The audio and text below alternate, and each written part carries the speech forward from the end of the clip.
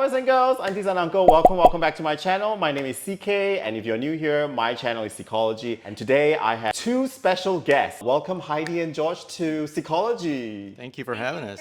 I know you guys are super busy filming and you have family to take care of, so thank you for having time for you. Not a problem. We're a big fan of your channel, so Thank you. Thank you for having us. I first saw your channel when you guys have like 4,000 subscribers, and now it's 45,000. We're excited, we're happy. We've been working on this for a long time, about 6 years now, so we're finally at the point where we're gaining some traction, and it's exciting. I knew your channel was going to blow up. I know that this channel is going to work because I think your content is just so useful that people can use. If you can introduce yourself to my audience. So originally we're both from California. Sometimes we share on our channel that our home base is Oahu, Hawaii, but we actually moved to Hawaii after we'd been living in California, and we started our family in Hawaii. So we kind of have both of those as home bases. And we've done so much traveling over the years that there's a lot of countries that we feel like are home to us, like Malaysia and Thailand. We've been digital nomads now for about 16 years, and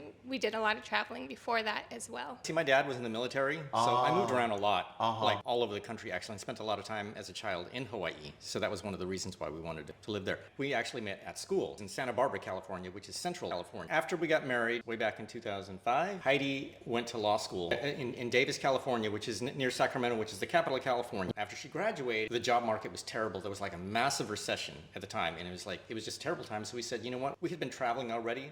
Let's full-time travel and see what it's like. Wow. You know, not many people were doing it at the time, especially Americans. There were hardly any Americans. We only encountered one. It was life-changing. It basically changed our lives. I think he's always been a traveler, and then for me, I grew up in a small town and I lived in the same house for my entire life until I went off to university. Before I met him, I had never left the United States, and George took me on my very first international trip where we went both to Thailand and Japan, and it was just an eye-opener for me of what's out there and just a very different perspective to start seeing the world. And then you moved to Johor. Why did you pick here? Since that first long-term travel trip when we were doing the whole Southeast Asia circuit, we had gone through Vietnam and Cambodia, and we came to Malaysia, and it was just like this oasis. There were the shopping malls, there was air conditioning. It seemed like the best place on earth after we had been in Cambodia. Not to knock Cambodia, but the first time we went to Cambodia, they didn't even have a shopping mall. It just didn't even exist. And in fact, if you found a place with air conditioning, you were lucky. After we had biked around the temples of Angkor, one day we were so hot and stinky sweaty, we're like, we need AC.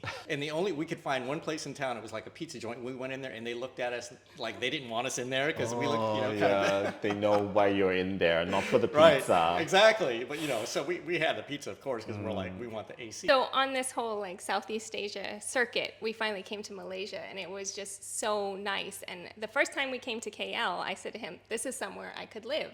I would like to live in Malaysia. It's just all the modern conveniences that you need, but yet there's the street food, and you kind of get the mix of the traditional and the modern. So tell me the story of how you came about to start your own YouTube channel. There's something we tend to do where every so often one of us says to the other person, I have a crazy idea.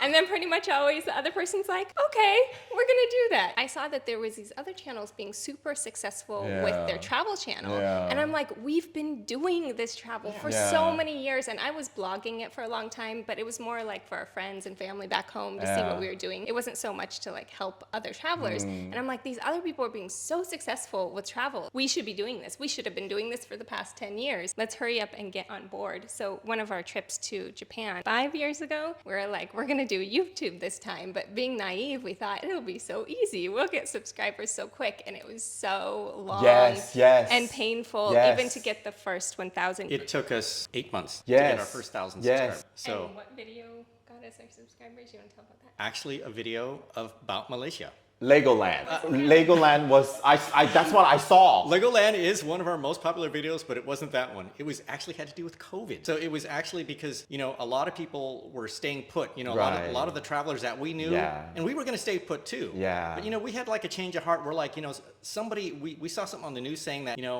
if you get sick, you might take a hospital bed or something like that. And we're like, oh, we don't want to do that. This is not our country. We should go home. So then coincidentally, right around the same time, our insurance company, Safe Doing, by the way, which is pretty awesome, they sent us an email and they said, hey, there is an event happening that has never happened ever It's called a political evacuation. This is a level 4 emergency. You will fly home for free if you want to. Normally when there's these warnings, it's like for a specific country, maybe there's a war or something, but they issued like the entire world, right? Wow. So because of that, our travel insurance said you can get a free flight home. So one part we missed is we released 2 videos. One, it was we were in Penang, Malaysia, and it went into lockdown. So we released one like lockdown, we're gonna stay. And we made a video about stuck in lockdown in Malaysia, and that was one of our first videos that got a lot of views, got us a bunch of subscribers, and then not too long after that, we changed our mind and decided we are not gonna stay put in Malaysia. We were gonna return home to the US because our government had told us, if you don't go home now, we're not gonna help you. We're gonna close the embassies, there'll be no assistance, so you go home now or you're just on your own. And our Safety Wing travel insurance told us, if you go home now, you get a free flight home. And we made a second follow-up video, like, we're going home, we're leaving Malaysia, we're gonna go back to the US. We had friends at the time who made the other decision and they stayed put. So we had only a few days to decide because we could only exercise our free ticket home within a certain time frame. And so we really quickly switched from we're gonna stay put and ride this thing out. And at the time, everybody was saying 2 weeks. Nobody had any idea how long it was. So we made a pretty quick decision, no, we're gonna head back. We didn't even know where we were going at the time, so we had to call some relatives because, you know, we're long-term travelers. We don't have a fixed home in the United States. When we travel, we get rid of all of our stuff, and whatever we take with us is everything we own. You did head home with those free Yes. tickets, and then you were in the States, still doing YouTube video. We were back in the United States for about a year. We first went and stayed. Her parents had a cabin, luckily, that we were able to quarantine in. And so we stayed there for like 3 months. And then we moved back to Hawaii for 1 year. And then as soon as we got the chance to travel again, we took it and we went to Thailand. And as soon as Thailand released what was called the Phuket Sandbox, it was a program that foreigners could go specifically into the island of Phuket, Thailand. We were like, this is our ticket out, because the whole time we were in Hawaii for about a year, it was lockdown conditions. We couldn't even all go to the grocery store. It's like we moved into an apartment without ever seeing the apartment because we had to go straight into a quarantine as soon as we arrived. So as soon as we got that chance that Thailand was saying, we're gonna let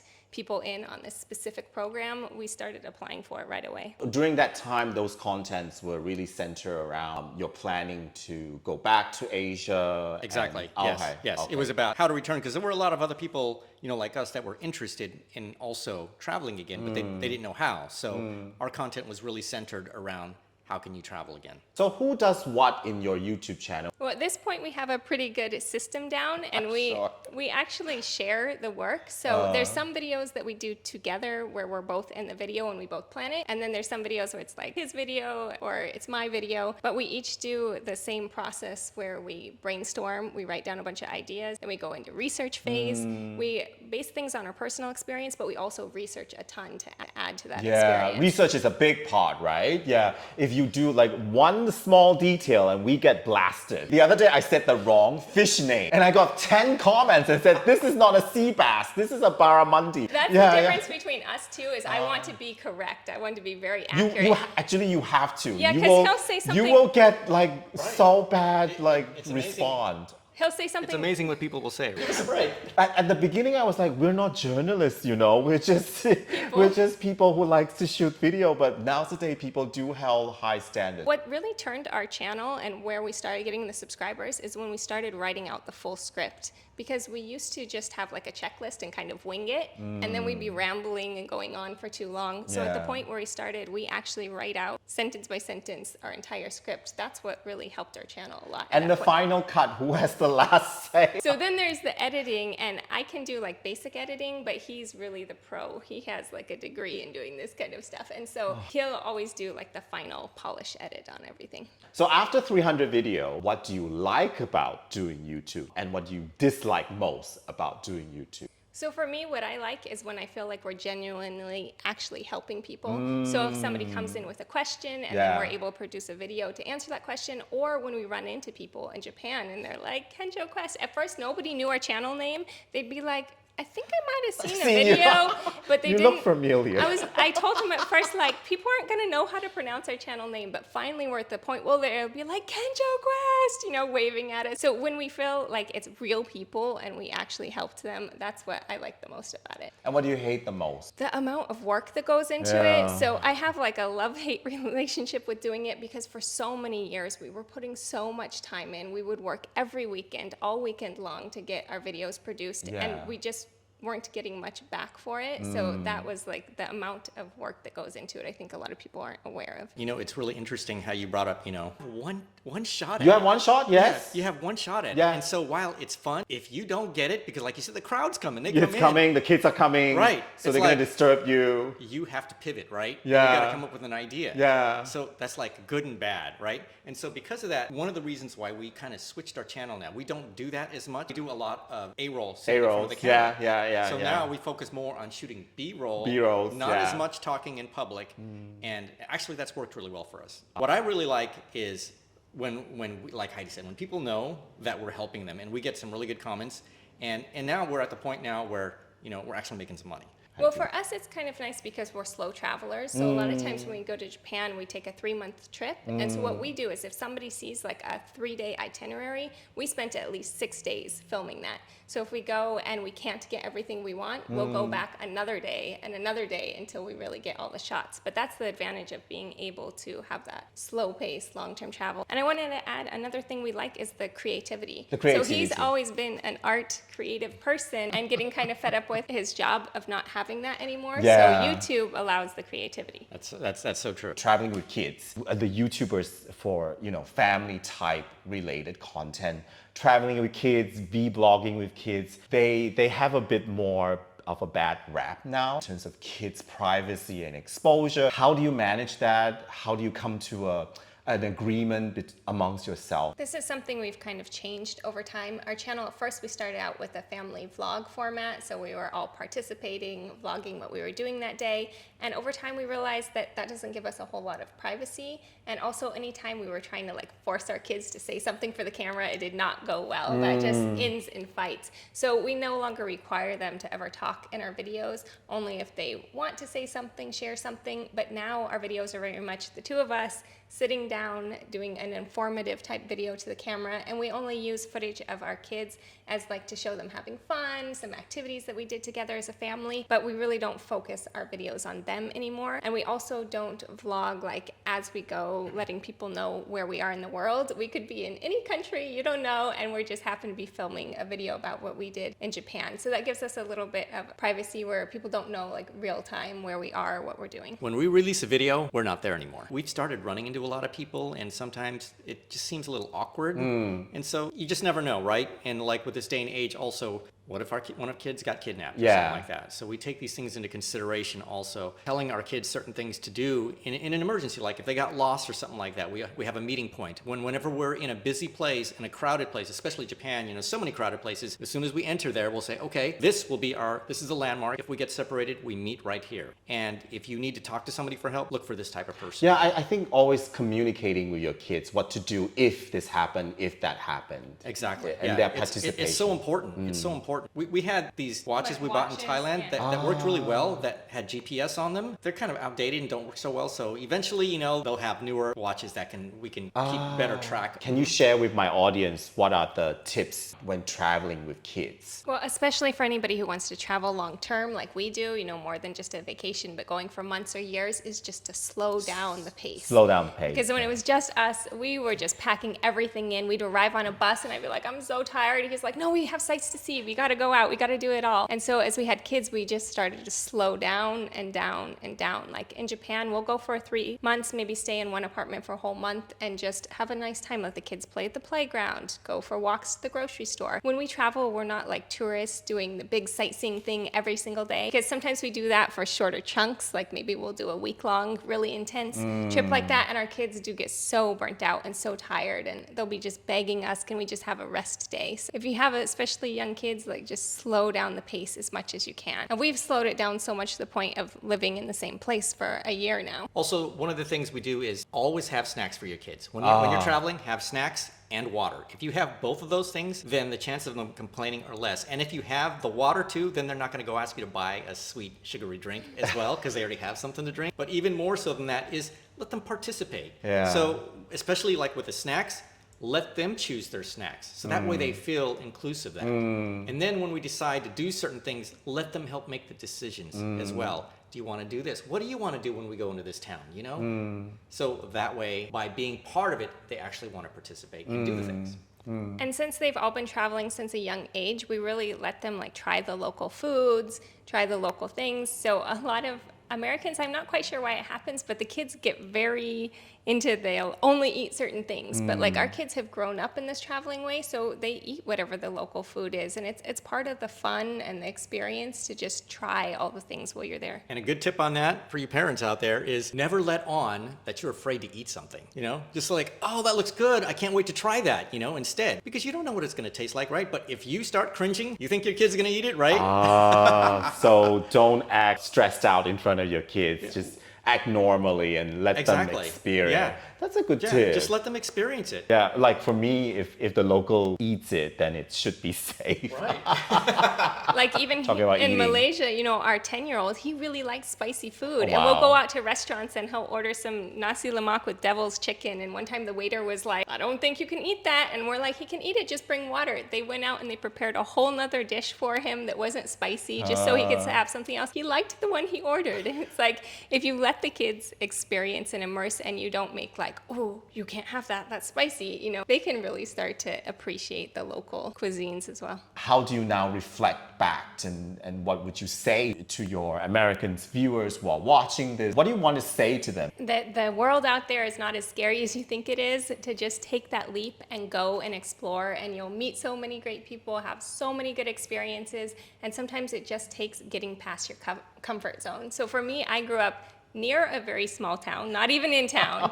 And I find it so ironic that now I make videos about how to take the train in Japan. Yeah. I mean, I grew up in a redwood forest. Like there was no public transportation where I lived, but because over time we had so many experiences, we traveled to so many places, you learn the systems and then you learn how wonderful it is to be able to do something like hop on a train and get anywhere that you want to go. The more countries we saw, the more things you see, like what good systems other places have. I like to take a little bit from here and a little bit from here and a little bit from here and try to integrate it into our lives. Future plans with our kids, we're going to let them really be a big part of making the decision as they get older, you know, because we always try to do that anyways. Again, how we talked about participation. So participation, you know, it has to be like a group consensus, and because that way we're all happy. So as far as returning to the United States, we don't see ourselves moving back there anytime soon. The thing that would even bring us back there right now is to visit family and friends, which we plan to do every couple of years. Luckily that there are a lot of visas out there right now, such as in Malaysia, they have the Dirantau, which is a digital nomad visa that has allowed us to stay in Malaysia for a year, extendable for 2 years, which we are now on our second year here already. So again, thank you to Malaysia for having that, you know, and there's a lot of other countries now offering